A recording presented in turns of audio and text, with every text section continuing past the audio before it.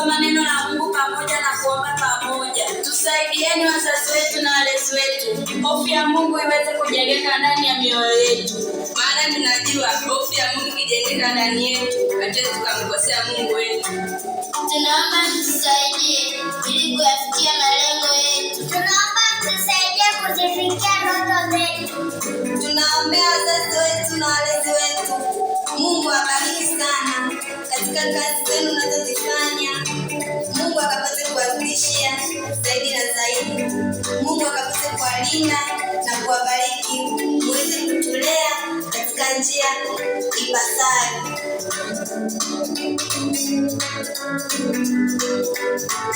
Wewe